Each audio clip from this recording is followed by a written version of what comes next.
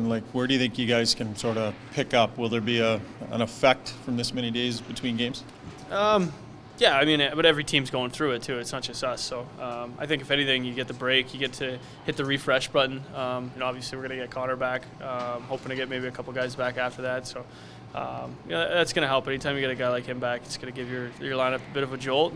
And like I said, I think all the guys in there feel a little refreshed. I think we had 3 more days than everyone else. So guys get injuries healed up, little bumps and bruises, and then so excited to get back at it.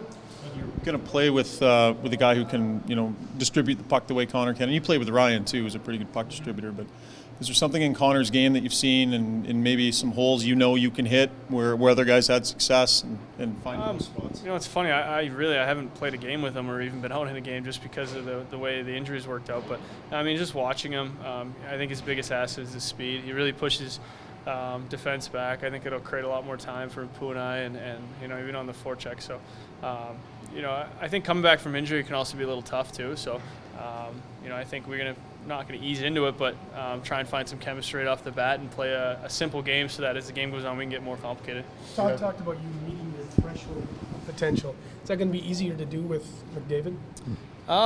Yeah, I mean, anytime you're playing with a player of his caliber, it definitely helps you a lot. So for me, I just want to get a little bit more grittier, find ways to score some goals around the paint. Obviously, I'm not a big guy, but there's ways to do that. So I think if you look at a lot of my goals this year, they've been kind of in the slot and that area, which is great. But you got to find ways to score other ways. Do you have an excitement level seeing like for example what he did for Neil Yakupov's game? He just skyrocketed, and you can already sort of generate points on your own. Just the potential for this. Yeah, it's anytime you're put with a good player, you're excited. You get a lot more opportunity. But I mean, more than anything, you got to worry about your game. I want to be able to play to my standard and play to where I know I can play, and that's just going to help all of us. Have you not felt you're there? I think there was a point in the season where I felt like I was playing really well.